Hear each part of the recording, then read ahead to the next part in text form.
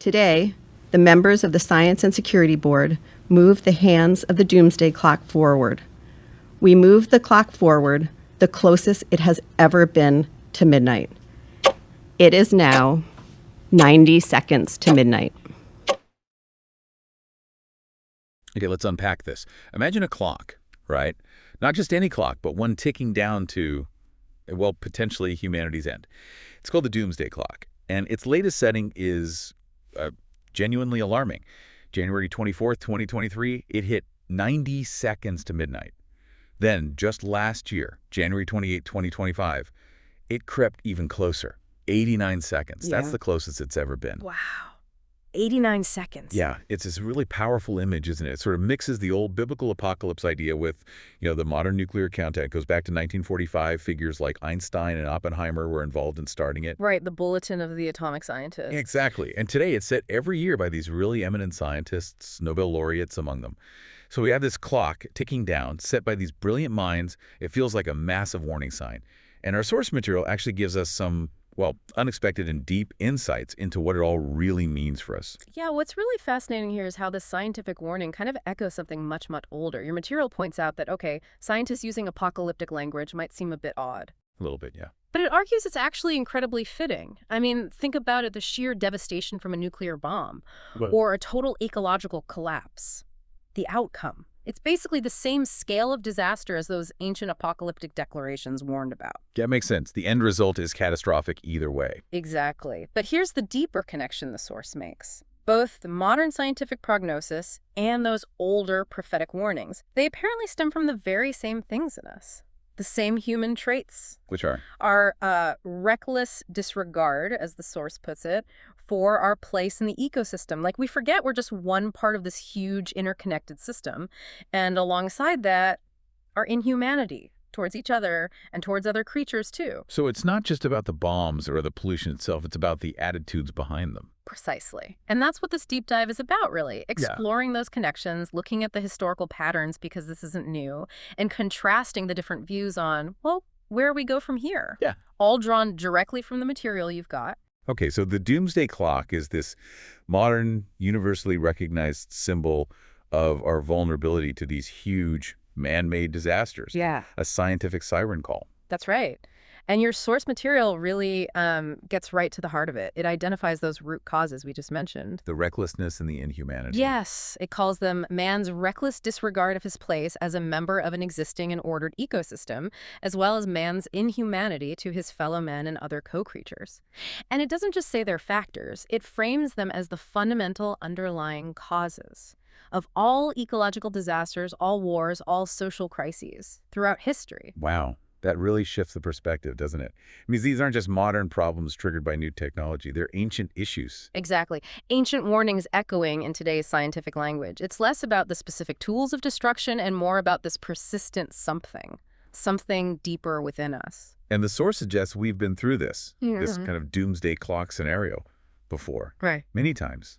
That's what it indicates, yeah. It describes it as, and I'm quoting loosely here, a repetition of the effects of the same negative and apparently incorrigible behavior of mankind over millennia. It's like we go through development, then collapse, then we just hit reset and seem to start the same destructive pattern all over again. That's a powerful and honestly kind of disheartening thought that we've been here before. The source mentions Plato, right, in the Republic. It does. Linking that relentless desire for more stuff, for luxury, to using up resources, and eventually to conflict and war. And it wasn't just Plato. Prophets of Israel, warnings from other cultures. Right. They saw disasters coming from the way people were living and thinking back then, too. Right. The warnings aren't new at all. Just the instrument, the clock face, is modern. So why do we keep ignoring them if the pattern is so clear? Well, that's a key point in the material. It observes that we often get distracted by the surface stuff, like technology. Yeah. It gives us this feeling of progress, this impression that we're moving forward. Right. Shiny new tools, faster communication. Exactly. But the source says, look deeper. Look at the objectives behind what we do and the actual outcomes over thousands of years.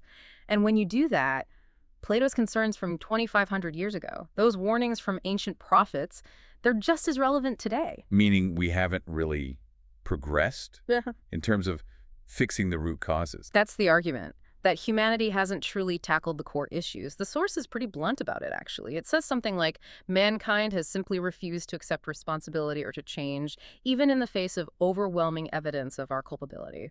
We just seem to rebuild on the same faulty foundation after every collapse, ready for the next cycle. But I'm wondering, couldn't someone argue this is just natural? Cycles of growth and decay, development and collapse, like the seasons changing. Isn't that just how things work? That's a really fair question, and the source tackles it head on. It makes a critical distinction between natural cycles and, well, our cycles. Natural cycles, think seasons, water cycles, even forest fires. They always end up contributing to something the source calls upbuilding. Upbuilding. What exactly does that mean? Think of it as constructive renewal, nature's way of building things up, making things stronger, bigger, better for the whole system. The source defines it like to build up, with the result of establishing, increasing, enlarging, or fortifying. The annual cycle gives us fruit. Water cycles spread life-giving moisture. Even a forest fire clears out old stuff so new, healthy growth can happen. It benefits the entire ecosystem. Okay, so natural cycles are inherently positive. They build up the whole, always leading to this upbuilding. But what about us? Human activities. Does the source see any kind of positive, collective human upbuilding, maybe in science or art or medicine, even with all the destructive stuff? Or is it saying our activity is always antagonistic? It draws a really sharp contrast. The source argues that our human cycles, they seldom produce outcomes that selflessly nurture everyone, let alone other creatures or the planet itself. In fact, it says, and this is pretty stark, the history of man's activity can at best be described as antagonistic to upbuilding. Antagonistic, wow. Yeah. It suggests that, unlike nature, we haven't actually completed a true development cycle because our outcomes aren't universally beneficial in that upbuilding sense. Our actions tend to be more self-serving, maybe benefiting one group at the expense of another, or the planet. And that, according to the source, leads inevitably back to collapse, not to sustained ecosystem-wide flourishing. We're kind of stuck, not really progressing in that deeper spiritual sense. Okay, that's a heavy assessment. So what does this mean for, the average person? For you listening to this, should we just brace for impact? Or is there another way to prepare, maybe even avoid the worst?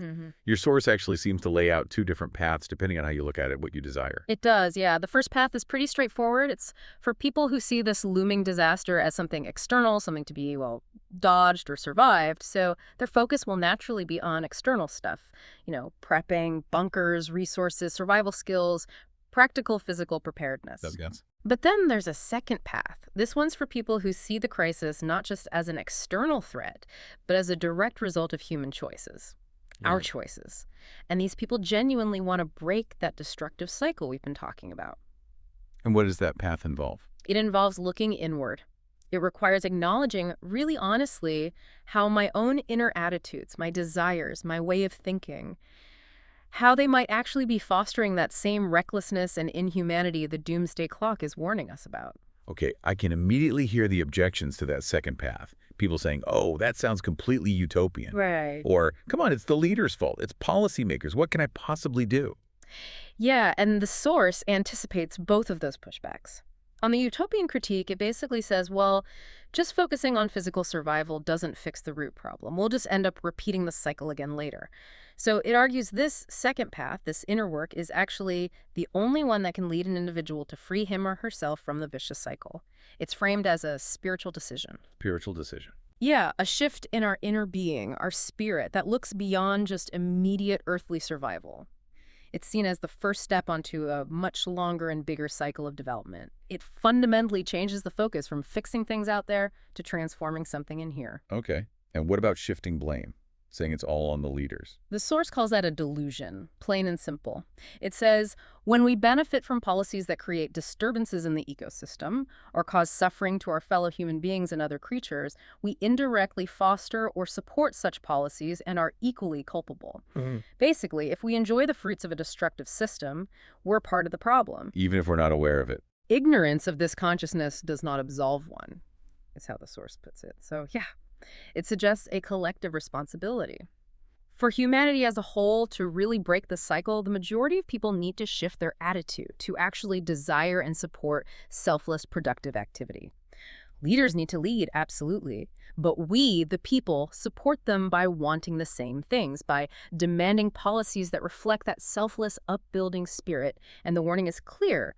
If most people just cling to the old, self-serving ways, then even if some survive a collapse, they'll likely just reset the clock again. It really does sound like this inescapable loop unless something absolutely fundamental shifts. Yeah. And your source, it seems to take this even further. It introduces this quite profound shift in perspective. It talks about significant elements that separate the scientific doomsday scenario from the scenario of spiritual apocalypse. It's not just a different name, but a totally different kind of outcome. There's a really personal implications. It sounds like it's suggesting these events aren't just random chance, but maybe designed. It's a truly transformative vision, yeah.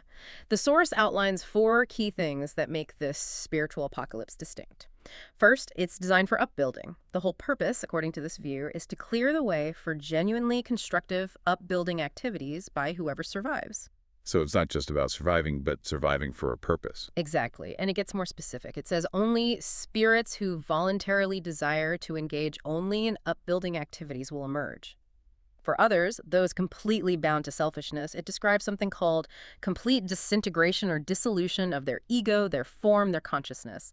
They basically cease to exist as individuals. Oh, okay. Disintegration. That's much more final than just not making it through a physical disaster. Yeah. Can you explain that a bit more? Is it like literal erasure?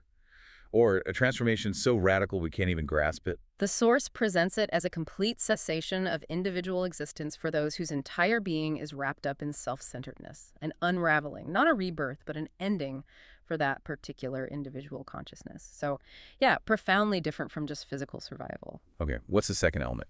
The second is an infusion of outside energy. Some kind of external energy burst acts as the catalyst. It accelerates the collapse of the old, broken systems, but it also compels everyone to go through a kind of purification process. Purification. It involves a voluntary decision, a choice to actively shed all those negative qualities, the recklessness, the inhumanity, the selfishness that have caused all these collapses throughout history.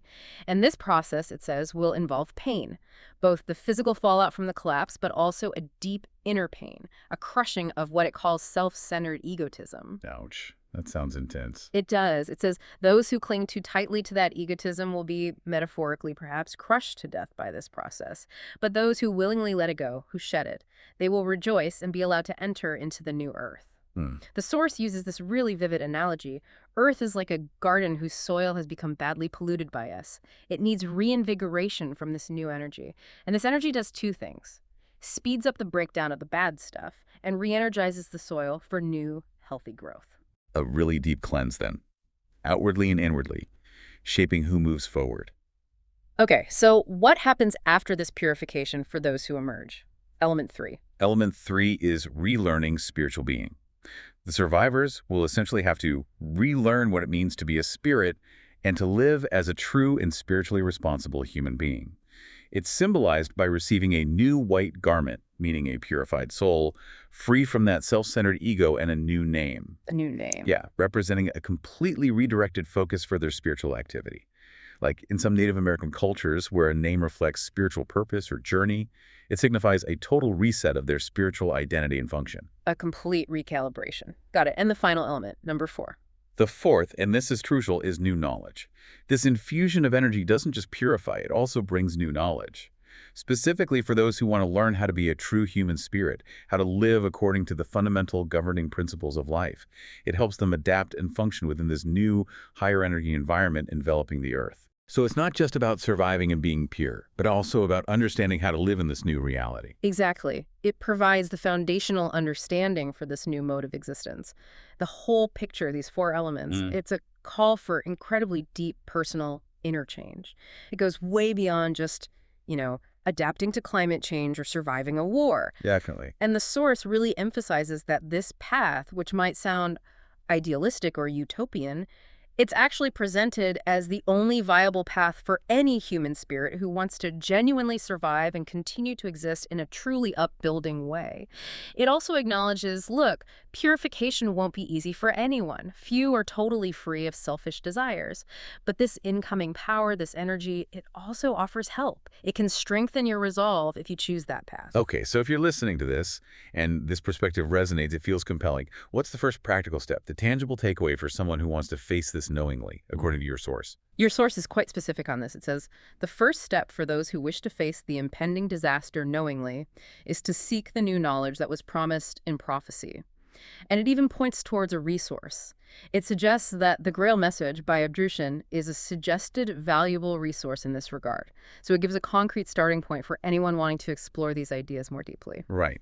So our deep dive today, drawing on your material, has really taken us from the stark scientific warning of the doomsday clock through this recurring historical pattern of human recklessness and inhumanity, to understanding why our cycles seem so different, so much less constructive than nature's cycles, lacking that upbuilding quality. And finally, into this profound alternative scenario of a spiritual apocalypse designed for purification and true upbuilding. Exactly. And ultimately, I think what this deep dive reveals, from the perspective of your source material, is that the real question isn't just about physical survival. It's about a deep internal purification and transformation. The material suggests humanity has had warnings for literally millennia, but we've repeatedly refused to fundamentally change our ways. So if the ultimate solution really does lie within each individual's desire to shift from self-centered egotism towards selfless, upbuilding action, then the question for you, listening now, becomes very personal. What choices will you make today, knowing this clock is ticking, and maybe, just maybe, a much deeper transformation is on the horizon?